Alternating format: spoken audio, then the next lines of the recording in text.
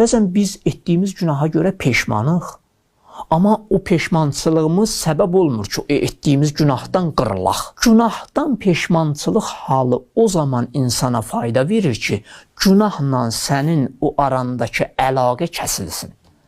Bu zaman bəli, insan xeyir əhli ola bilər.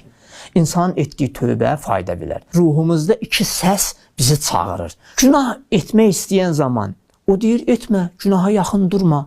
Yəni sənin o yaxşı halını pis hala çevirəcək. Biz günah edən zaman deyir, et. Günah et, o şəhvət halıdır. O şəhvət halıdır ki, o insanın ağlını, fitrətini örtəliyir. İnsanın şəhvəti əgər ağlına, fitrətinə qalib olsa, insan olacaq ancaq maddi. O mənəvi tərəfinə artıq düşünə bilməyəcək, mənəvi tərəfinə varid ola bilməyəcək. O hissə ki, insanı daim Allaha doğru sövq elətdirir, Allaha sürükləyir. Yəni, ancaq və ancaq insan günah edən zaman deyir, etmə, niyə etdin, nə üçün etdin? Hey, insanın fitrəti onu bu hallara sövq elətdirir ki, insan o pis halından yaxşı hala çevrilsin.